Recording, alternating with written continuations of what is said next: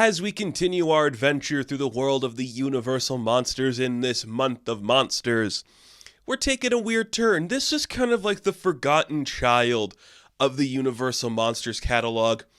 This Island Earth, it is more science fiction-y than it is like the horror, grotesque, gothic feel of some of the other ones. So it doesn't like distinctively fit into the bubble of what people are thinking when it's the Universal Monsters, but the mutant does kind of fit into the umbrella. So I want to talk about it because this film fucking rips, man. I love this movie. It is so stupid and so cool at the same time. It's exactly like why I made this show, like Movie Tales, to talk about these things, because I just love old school science fiction where everything is over the top, everything is chaotic, makes very little sense, but you will love it anyways. I'm obsessed with this movie. And going back and rewatching a lot of these older Universal Monster flicks, I just realized, man, this is so my energy. Just a bunch of people with bombastic voices doing weird shit, and I love it. So this movie, let's kind of break down the plot of this film, because right away I can tell you, the Technicolor looks fantastic. The cinematography looks fantastic. I love the exterior shots of outer space because you can see the wires sometimes, and I love when you see like a wire or a string holding the ship up. Makes me so happy. But we start with Rex Reason, the actor who plays Cal Meacham, Rex Reason, which is the greatest name I've ever heard in my life. If my name was Rex Reason, I could do anything I ever wanted to, because that is the coolest any name has ever sounded ever. He is this scientist who, for some reason, the laboratory he works for, they gave him an actual jet that he could fly to his places. So the movie starts and he's flying in his jet and he's landing next to his laboratory. But some weird green lights start to infect his plane and he loses control. It helps him land perfectly.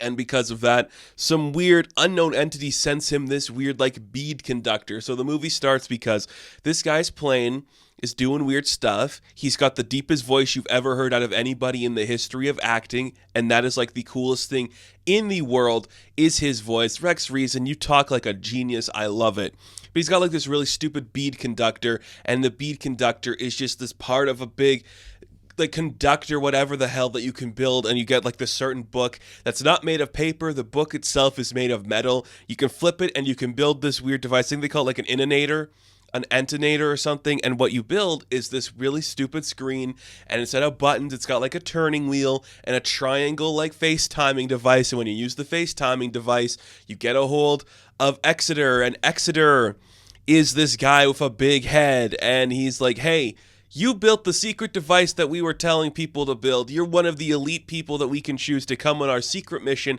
to help with nuclear stuff. Why don't you come to this like secret laboratory and we can start working on a bunch of cool shit?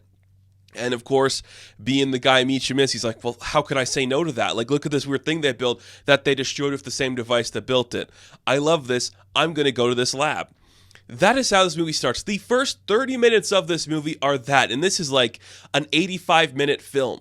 The first like half hour is just this guy in his lab with his like, I guess like student or his lab partner or his assistant who looks older than him and is constantly talking about his wife and kid. And I'm like, what the fuck is happening right now? This is so bizarre, but I love the big device they build. I love just a big lab with a bunch of boxes and crates in it. He goes to this weird lab, meets a bunch of other people, one of them including the only woman we see on screen, and that is Ruth Adams. And they might have a history. They might have a history that could be like talked about a bit, but it's all a ruse, because this entire facility that Exeter is running, it looks like it's got a bunch of old guys with really big heads. And look, it is the 50s and it's cheesy, but the big heads look really fun. I love seeing a big head, and it's like, yeah, that makeup looks pretty good. Like the prosthetics, it feels like a big head. He can't really move his face, but that's okay, because he's an alien. Yeah, I'll bear the lead. He's an alien. And you see that Ruth and Carlson, who's another guy that's there, they get Cal to like help them figure out like, okay, something is weird about this. They only got like nuclear scientists to figure this out, and we're in this weird lab and they're spying on us. We found like this weird place that they've like built in the side of a mountain. We should go investigate it. And this entire time you're just like, okay, You're selling this movie on the mutant. Where's the mutant? And we spend a long time without the mutant. And I understand how in contemporary audiences this looks like it's a boring slog, but this is the shit I love. Just a bunch of people standing in a room with medium shots just talking about dumb shit. I love that. I love just extended shots of Exeter talking to his like friend Brack. And like that is a huge difference in name, by the way. Exeter to Brack, like those don't sound like they'd be from the same race, but they are. And it's just talking like, can we trust them? Who knows what we could do? We'll see what happens. And I'm like, this is just so completely my shit, man. I love this. I love an awkward dinner, a bunch of scientists, and one guy's like, this isn't normal. What are we doing here? This is crazy. I love old school 3D effects when you're driving or you're flying a plane. I love old school laser effects that shoot them off the road and it blows up Carlson. You know, I'm just kind of putting it together because Richard Carlson and Julia Adams were the names of the people in Creature from the Black Lagoon, which is the last one we talked about. I wonder if this is like an homage, because it's like a year after that film.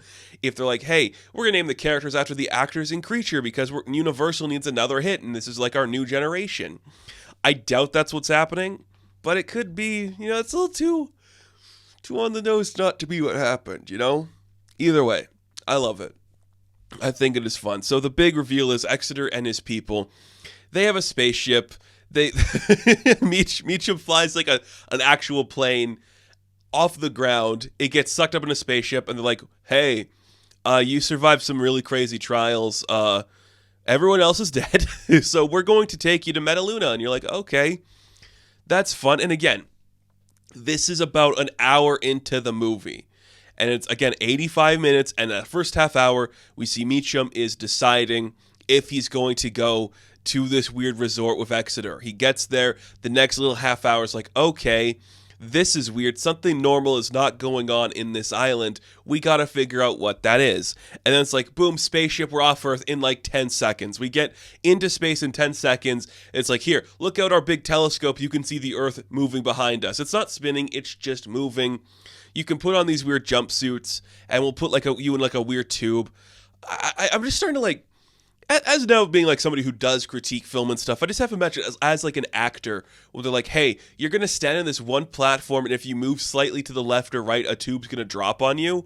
That would be very annoying, and I think I would hate that immensely. But I gotta say, the tube effects are great. I love a good tube effect, you know? And I always like when they try to make a new technology for like a species where it's like similar to humans but it's different. Like their stupid fucking chairs where it's like the armrests are like up here and the ass is like down there. Or they just use like pinwheels to turn everything to make things work. I love that. But nah, good tube technology. I love myself some good tube technology. Where it just falls down, smoke fills up, and it changes your body. You get like a beautiful x-ray shot where you see their muscles and their skeletons that are glowing, and I love it. Like this is my type of science fiction. And I'm looking at this movie this entire time I'm watching this movie, and I'm just like, I want this to be made today. This exact film, this exact plot, updated a little bit. I think it still holds up, like the hidden chemistry, the hidden romance, the actual like change of pace where it's like, no, we're in space now. Our planet is literally collapsing. We are going to move to Earth. They say that in like 5 minutes. And I'm like, we don't do that anymore. We flesh this shit out way too much, give too much backstory to the Metaluna people. We don't need that shit. You can just do like a quiet story and just make it so subtle where it's like, no, our planet is dying. We're in a war with the Zygons. They're trying to blast us in space when we get back to our planet. It's a long story. We don't have to get into it. Basically, what remains of our people, we're trying to get you to like, you know, get us to there. We need your help with your nuclear power to make us the leaders of your world. And then when we get there, everything's going to be hunky-dory. And I'm like, okay, yeah, I buy that. I like that kind of premise. Just a simple, dry, lazy, just execution of these are big-headed people that look human. They're going to come and take over our planet. I can dig that completely. And you just, Cal and Ruth are like, what are you talking about? This planet is insane. And there's like a few pieces of dialogue where like you see Exeter's explain the plans, like, that's where we had our education complex. And over there was our recreational center. I'm like, recreational center? That close to your, like, that is so bizarre. It's like, it's Krypton. This is Krypton. They're doing like their Krypton thing, and it is so bizarre to me. But yes, this is a Universal Monsters movie. There is a Universal monster that we can talk about, and it is the Metaluna mutant, who they describe as like a bug, but bigger. And it looks awesome. It is grotesque and freaky and has so many great designs on it, this great power to it. I love the way its arms just hang to its side and the weird pinchers it has, the big bulbous head. The colors are fantastic. It, to me, is the most over-designed of all these classic monsters, but that's what makes it special, where it's like literally nothing else looks like this. It's an alien. It's one of the only ones that's like distinctively, realistically an alien. And it's such a cool design. It walks slow. It's just so dumb. It dies within seconds of being on screen. Don't expect this being like they're being chased by a monster. This is, at the very end, we had a little bit extra money in our budget, so we're going to tack on this big monster that's going to try to attack you. It looks awesome, and it's fun. It does some tube stuff, and I love some tube stuff, where it screams at the girl while it's in the tube. I love that. That's some fun tube stuff. And you know what? Metaluna explodes. They go back to Earth, everything's fine. It's like, whoa. It's so quick, because it's just like, okay, the guy gets this weird message in a weird portal thing. He gets on a plane, goes to this facility. Within 10 minutes, they're like, okay, space now. And I'm like, oh, yeah. I love when movies just do that. No time to breathe. Everyone's got an intense voice. Yes, there are some hiccups with like the woman character screaming every moment, but I'm like, that is the time. I understand it. She's actually a doctor, not just like a doctor's assistant in this. Like, she is as revered as the rest of them. So that is something. And there was a couple of lines that I really loved in here, where they like first get inside the tube again. Great tube action. And you see Cal Meacham's like, well, this feels like a new toothbrush, or it feels like I'm a new toothbrush. I'm like, what the fuck does that mean?